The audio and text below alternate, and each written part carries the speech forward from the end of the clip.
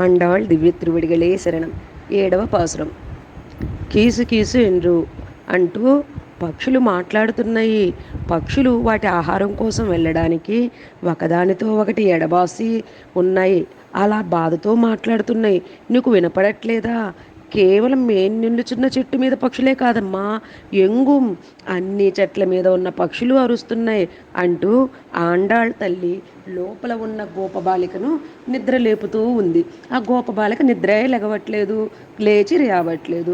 ఇంకో గుర్తు చెప్తున్నారు. కాసం పెరప్పం కలగలప్పక్కై పేరుతూ ఆ గోపికలు వెన్న చిలుకుతూ ఉంటే ఆ దేహం మీద ఉండే ఆభరణాలు గలగల శబ్దం చేస్తున్నాయమ్మా, నీకు వినిపించట్లేదా? ఇంకా వాసనరు కురల్ ఆయిచ్యర్ ఆ గోపికల జడలు పుష్పాలు రేపల్లంతా పరిమళాన్ని విరజిమ్ముతున్నాయే. లేవమ్మా, నువ్వు ఎలాంటి దానివి? నాయక పెణ్ బిళ్ళాయ్, నువ్వు పెద్ద నాయకురాలివి. నీవు ముందు ఉండి మమ్మల్ని నడిపించాలి కదా, హాయిగా నిద్రపోతే ఎలా అంటూ ఆక్షేపిస్తున్నారు. ఆ పెరుగు చిలుకుతున్న ఆ చప్పుళ్ళు ఎలా వాళ్ళు శ్రీకృష్ణ నామాల్ని పాడుతూ ఆ నారాయణ నామాన్ని చెబుతూ ఆ వెన్న చిలుకుతూ ఉన్నారమ్మా.